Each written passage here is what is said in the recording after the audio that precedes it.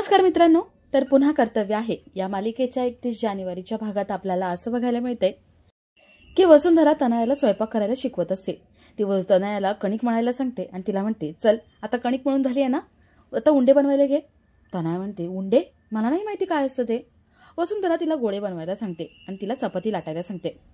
तनया चपाती लाटते, पण तो वेगळाच नकाशा झालेला असतो। म्हणते, किती छान डिझाईन केलंय मी हे। वसुंधरा म्हणते, डिझाईन छान आहे, पण पोळी अशी नसते, गोल गरगरीत पोळ्या लाटायच्या असतात। तनया म्हणते, मला नाही जमत ते, मला पोळ्या चपात्या नाही जमत, शेपने काय फरक पडतोय। वसुंधरा म्हणते, ते सगळं ठीक आहे ग, पण व्यवस्थित तर आलं पाहिजे ना तुला करायला। चल लाटून घे चपाती। तनया चपाती लाटते आणि तनयाची पोळी गोल गरगरीत होत नाही। वसुंधरा डब्याचं झाकण त्याच्यावरती दाबायला सांगते। डब्याचं झाकण दाबल्यावरती बाजूचे सगळे कडा काढून टाकतात आणि मध्ये गोल गरगरीत छान चपाती मिळते। तनयाला ते आवडतं। तनया म्हणते, वाव, हे भारी आहे, स्टुपिड, आधी का नाही सांगितलं मला। तनया 7-8 चपात्या करून ठेवते आणि त्या भाजण्यासाठी गॅस चालू करते, पण गॅस काही चालू होतच नाही। वसुंधरा म्हणते, गॅस संपला वाटतं, वेळ आलीच होती गॅस संपायची, चल आता स्टोववरती करूया आपण। तेव्हा तनयाला आठवतं की जेव्हा वसुंधराने स्वयंपाक करायला सांगितला होता तेव्हा तनयाने मुद्दामच सिलेंडर चेंज करून ठेवला होता। सिलेंडरला रेग्युलेटर लावून ठेवलं होतं। तनया विचार करते, आता सिलेंडरच संपला असेल तर ती मला स्वयंपाक कसा करायला सांगेल।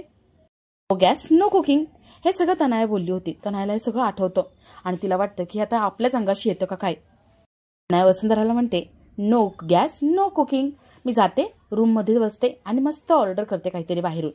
वसुंधरा म्हणते, 1 मिनिट थांब, कामं सोडून पसार व्हायला चालली आहेस ना तू, गरज नाहीये, आता कामं सोडायची नाही आणि बाहेरून काहीही ऑर्डर करायचं नाही। वसुंधरा स्टोव काढते आणि तनयाला म्हणते, तू बाकीचा सगळा स्वयंपाक करायचाय।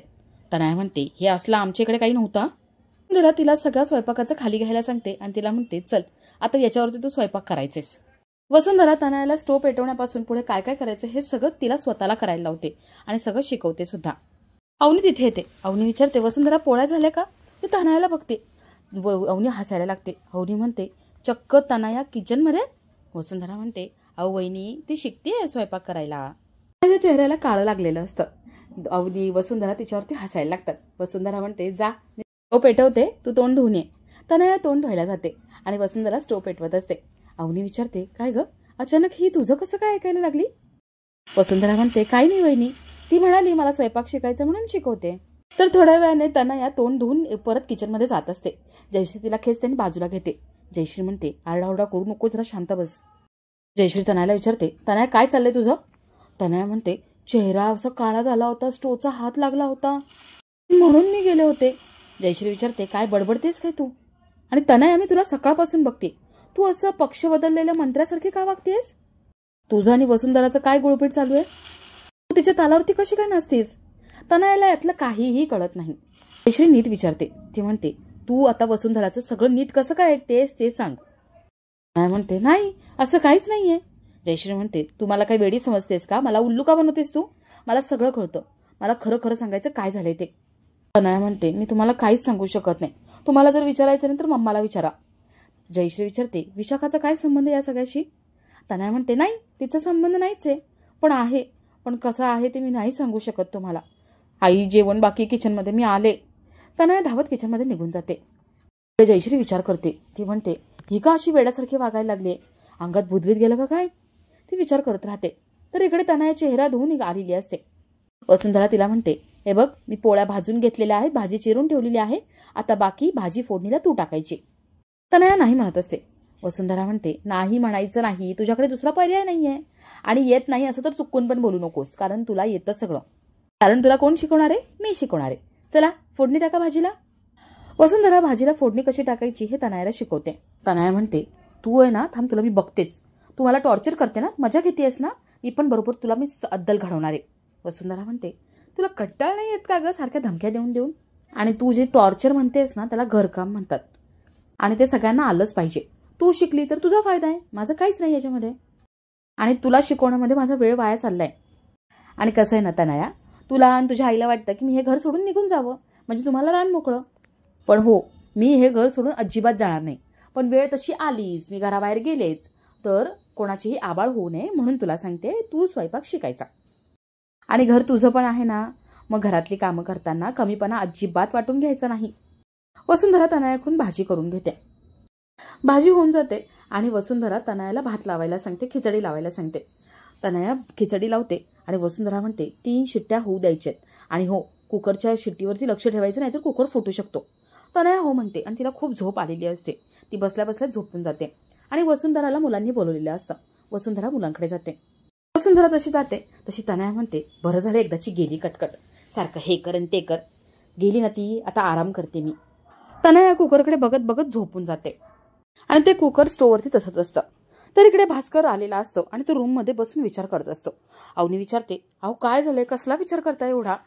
भास्कर म्हणतो, अगं एक गडबड झालीये. अवनी विचारते, काय झालंय, कसली गडबड, आणि आकाश भाऊजी आहेत ना? भास्कर म्हणतो, हो, पण अगं त्या गडबडीबद्दल कोणालाच माहिती नाहीये. अवनी विचारते, काय झाले? भास्कर म्हणतो, कोणालाही कळता कामा नये, मी तुला सांगतोय.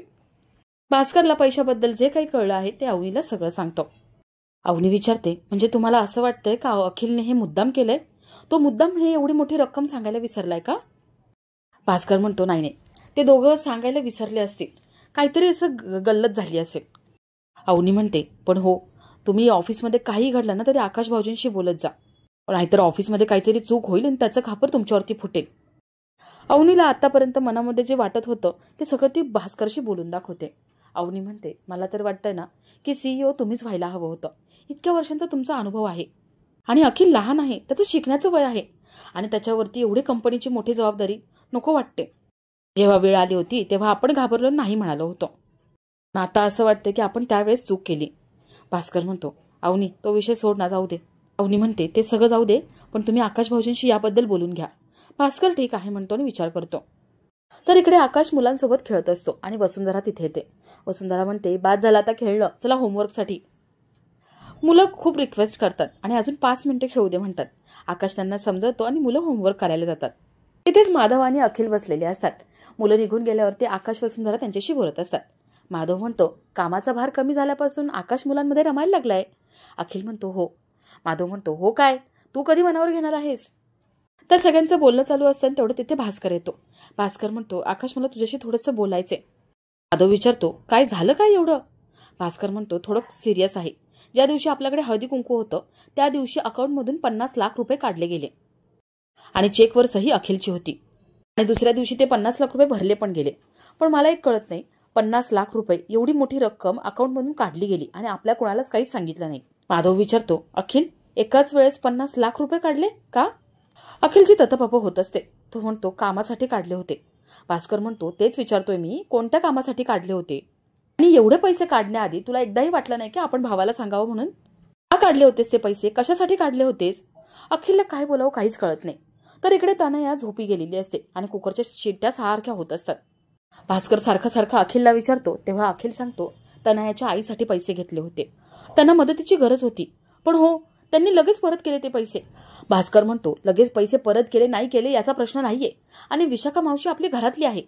पण अखिल 50 लाख रुपये ही खूप मोठी गोष्ट आहे आणि बाबांनी काय शिकवलंय, 50 रुपये का असे ना ती मोठी गोष्ट आहे आणि तू एवढे पैसे काढलेस 50 लाख रुपये आणि ते सांगितलं पण नाही, सांगावंसं वाटलंच नाही का तुला?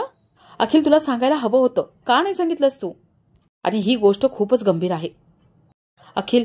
आता तुला ही कंपनी सांभाळायला मिळते, पण याआधी आकाशाने मी ही कंपनी सांभाळली होती. इतक्या वर्षात गैरव्यवहार झाला नाही. अखिल चिडतो. तो म्हणतो, काय बोलतोय दादा तू हे? अखिल भास्कर यांच्यामध्ये खूप वाद होत असतात. भास्कर विचारतो, का केलंस असं सांग ना. अखिल म्हणतो, कारण मी कंपनीचा CEO आहे आणि मला कोणाच्याही परवानगीची गरज नाहीये. बाहेर सगळे वाद होत असतात आणि आतमध्ये कुकर फुटतो. सगळ्यांना एवढा मोठा आवाज येतो, सगळेजण हादरून जातात आणि सगळे आतमध्ये धावत जातात. आणि आपला आजचा हा भाग इथेच संपतो.